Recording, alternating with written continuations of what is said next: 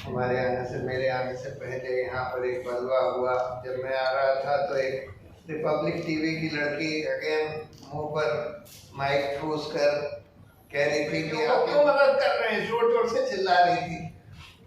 ये सब यही दिखाता है कि हिंदुस्तान का कल्चर या हिंदुस्तान की तहजीब का क्या कर दिया गया। थे पूरे गोलपाड़ा डिस्ट्रिक्ट में सेक्शन 144 और हर 2 मिनट में वहां के पुलिस के सीनियर ऑफिसर था कि अब कहाँ पहुंचे, अब कहाँ पहुंचे, कहाँ है, कब पहुंचेंगे यहाँ पर, जिससे कि हम लोगों को वहां रोक दिया जाए। तो हर्षमंदर और वजाहत जी तो जा पाए, बाकी हम लोग वहां नहीं जा पाए क्योंकि वो मुझे पता था कि अगर हम लोग 5 लोग से ज्यादा जाएंगे तो हम लोग को रोक दिया जाएगा।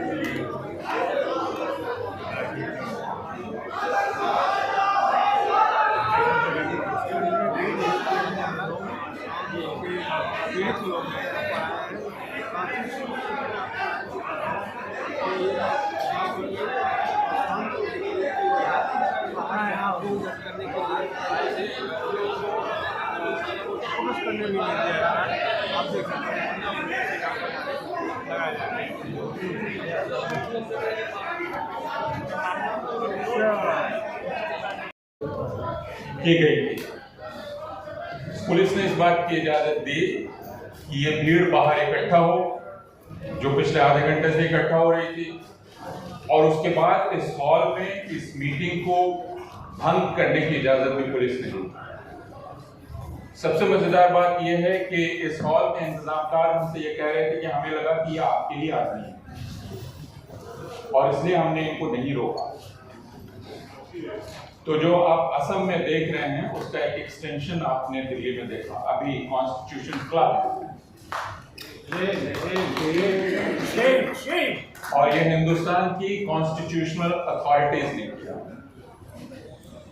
एक जिंदा मुजाहिरा। और इसके साथ आपने एक और चीज देखी, वह था मेन स्ट्रीम मीडिया की या बिग मीडिया की इस मीटिंग में दिलचस्पी, जो कि इस मीटिंग में दिलचस्पी नहीं थी बल्कि कुछ और था, और इसलिए भीड़ के साथ वो बड़ा मीडिया भी बाहर चला गया।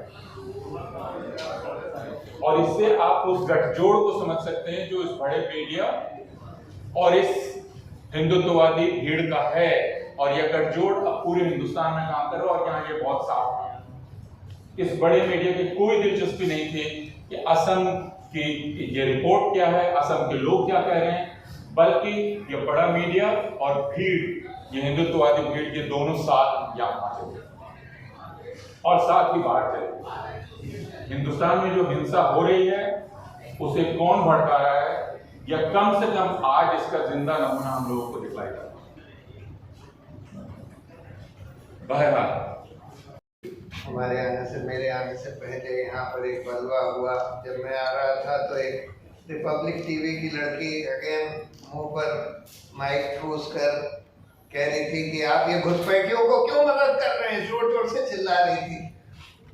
ये सब यही दिखाता है कि हिंदुस्तान का कल्चर या हिंदुस्तान की तहजीब का क्या कर दिया गया है और किन लोगों ने किया गया है, किन लोगों ने ये करा है। देखिए, हम लोग तो कौन लोग जा रहे थे आसाम इस वीकेंड, हम लोग गए थे ये पता करने की आसाम में हो क्या रहा है, क्योंकि हमारे पास कई तरह की कंप्लेंट्स आ रही थी कि लोगों के घर डिमोलिश किए जा रहे हैं बिल्कुल इलीगल तरीके से, खासकर मुसलमानों के। लोगों को अपने ज़मीन से बेदखल किया जा रहा है, खासकर मुसलमानों के, बगैर किसी लीगल प्रोसेस के। लोगों को देश के बाहर फेंका जा रहा है, मुसलमानों को बगैर किसी लीगल प्रोसेस के।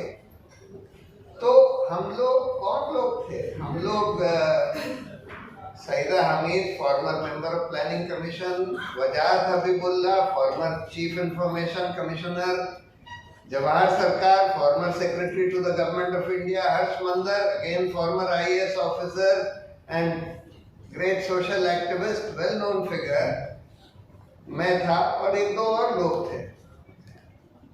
अब हम लोग के आने से इतना भयभीत थे ये आसाम सरकार कि किसी तरह से देश के, आसाम के बाहर लोगों को ना पता लग जाए कि आसाम में हो क्या रहा है, कि वहां पर सेक्शन 144 लगा के हम लोग गोलपाड़ा जा रहे थे, पूरे गोलपाड़ा डिस्ट्रिक्ट में सेक्शन 144, और हर 2 मिनट में वहां के पुलिस के सीनियर ऑफिसर्स का फोन आ रहा था कि अब कहाँ पहुंचे, अब कहाँ पहुंचे, कहाँ हैं, कब पहुंचेंगे यहाँ पर, जिससे कि हम लोगों को वहां रोक दिया जाए। तो हर्ष मंदर और वजाहत जी तो जा पाए, बाकी हम लोग वहां नहीं जा पाए, क्योंकि वो मुझे पता था कि अगर हम लोग 5 लोग से ज्यादा जाएंगे तो हम लोग को रोक दिया जाएगा। अब क्या रिपोर्ट्स आ रही हैं, क्या इंफॉर्मेशन आ रही है जो कि हम लोग देखना चाहते थे। इंफॉर्मेशन ये आ रही है सब जगह से, आसाम से, कि एक तो लोगों को बगैर किसी लीगल प्रोसेस फॉलो करे, खासकर बंगाली मुस्लिम्स को वहां से जमीनों से बेदखल किया जा रहा है, उनके घर तोड़े जा रहे हैं, बुलडोज करे जा रहे हैं। कई लोगों को बगैर किसी लीगल प्रोसेस के हिंदुस्तान के बाहर जबरदस्ती बांग्लादेश भेज दिया जा रहा है, ये कह के कि बांग्लादेशी।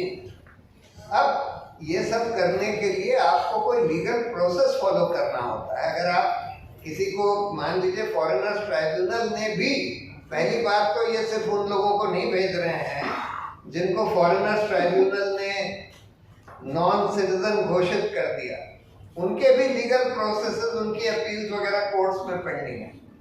बगैर उसके खत्म हुए आप नहीं भेज सकते। बगैर बांग्लादेश के साथ एग्रीमेंट करे हुए किसी दूसरे देश में आप लोगों को जबरदस्ती नहीं भेज सकते, ये तो अंतर्राष्ट्रीय कानून के खिलाफ है। लेकिन फिर भी ये सब किया जा रहा है। उसी तरह से बगैर कोई लीगल प्रोसेस फॉलो करे आप किसी को उसकी जमीन से बेदखल नहीं कर सकते, आप उसके घर इस तरह से नहीं तोड़ सकते। जो डिमोलिशन जब चल रहे थे बाकी जगह, तो सुप्रीम कोर्ट ने एक जनरल आदेश दिया कि भाई इस तरह से डिमोलिशन नहीं किया जा सकता, उसके लिए ये लीगल प्रोसेस फॉलो किया जाएगा। लेकिन ये लोग तो बिल्कुल मतलब एकदम रूल ऑफ लॉ को तो बिल्कुल किनारे लगा दिया है, जो चाहे हम कर सकते हैं। और ये सब भी कर रहे हैं कि सिद्धार्थ वरदराजन, करण थापर, अभिसार शर्मा और इस तरह के जर्नलिस्ट जो कि अगर कुछ भी बोल दें केंद्र सरकार के खिलाफ या राज्य सरकार के खिलाफ, तो उनके खिलाफ सेडिशन का मुकदमा लगा ठोक दिया जाता है और उन लोगों को अरेस्ट करने की कोशिश करी जाती है, उनको समन किया जाता है। तो ये हम देख रहे हैं कि आसाम सरकार तो बिल्कुल अब रूल ऑफ लॉ की तो बिल्कुल परवाह ही नहीं कर रही है। दूसरा, जब हम लोग वहाँ असम में थे तो एक तो हमने ये देखा कि कई जगह, खासकर जो ट्राइबल एरियाज हैं, कार्बी आंगलोंग, 3 ट्राइबल डिस्ट्रिक्ट जो हैं आसाम के, वहाँ के लोग आए कई सारे, और उन्होंने बताया कि यहाँ पर धड़ाधड़ लैंड एक्विजिशन या ज़मीनें जो है जहाँ पर ट्राइबल्स रह रहे हैं और सैकड़ों साल से रह रहे हैं, उनको उनकी ज़मीनें ज़बरदस्ती छीन कर बड़े बड़े कॉरपोरेट घरानों को दी जा रही हैं, या तो सोलर प्रोजेक्ट के लिए, सीमेंट प्लांट के लिए, ये पाम ऑयल कल्टीवेशन के लिए। पाम ऑयल कल्टीवेशन का किसको दे रहे हैं? पतंजलि। सोलर पावर के लिए तो आपको सबको पता है किसको दे रहे होंगे? अडानी। सीमेंट प्लांट के लिए अडानी, और हजारों एकड़ जमीन है, हर बार हजारों एकड़ जमीन, और ये प्राइम एग्रीकल्चरल लैंड है। उसी तरह से एक नाम के लिए टी गार्डन था, लेकिन वो प्राइम पैडी कल्टीवेशन की एग्रीकल्चरल लैंड है, उसको ये लोग अक्वायर करके और कह रहे हैं कि हम वहाँ टाउनशिप बनाएंगे और वहाँ के लोगों को, तो ये सिर्फ मुसलमानों के ऊपर अतिक्रमण नहीं किया जा रहा, बड़े बड़े कॉरपोरेट घरानों को बड़ी बड़ी जमीन देने के लिए, फर्टाइल एग्रीकल्चरल लैंड देने के लिए ट्राइबल्स को भी हटाया जा रहा है, वहाँ के लोकल लोगों को भी हटाया जा रहा है। यानी दोनों चीजें हो रही हैं। एक तरफ तो मुसलमानों को, खासकर बंगाली मुस्लिम्स को टारगेट किया जा रहा है, उनको अपने जमीनों से, घरों से बेदखल करके कई लोगों को तो हिंदुस्तान के बाहर जबरदस्ती ढकेल दिया जा रहा है। दूसरी तरफ बड़े बड़े कॉरपोरेट घरानों को बड़ी बड़ी जमीन देने के लिए ट्राइबल्स को भी बेदखल किया जा रहा है। तो आसाम तो अब बिल्कुल, जिसको कहते हैं कि पेल ऑफ रूल ऑफ लॉ के बिल्कुल बाहर हो गया है। और ये इतना डरा हुआ था ये हिमंत बिस्व शर्मा कि हम लोगों के आने से उसने 144 तो लगा ही दिया गोलपाड़ा में, और बोल दिया कि एक एक मिनट में इनको फोन करके पूछते रहो कहाँ पहुंचे हैं, बिल्कुल किसी हालत में आने मत दो, देखने मत दो। उसके बाद उसने बार बार स्टेटमेंट्स इशू करे, ट्वीट्स करे कि ये सो कॉल्ड इंटेलेक्चुअल्स आ रहे हैं आसाम की बर्बादी के लिए, वगैरह वगैरह। और उन्हीं के लोग, ये जो रिपब्लिक टीवी वाले जो माइक आपके मुंह में थ्रस्ट करके बोलते हैं कि अरे आप घुसपैठियों को क्यों मदद कर रहे हैं, तब ऐसा माहौल बना दिया है बिल्कुल गुंडागर्दी का। जैसे ये जो बलुआ हुआ ना, ये भी एक रिप्रेजेंटेटिव है कि किस तरह की गुंडागर्दी, लॉलेसनेस, रूल ऑफ लॉ का बिल्कुल खुलेआम उल्लंघन देश में ये लोग करना चाहते हैं। बस ये चाहते हैं कि देश में मॉब रूल रहे, माइट इज राइट रहे, सारा ब्रेक डाउन हो जाए रूल ऑफ लॉ। बहुत बहुत धन्यवाद।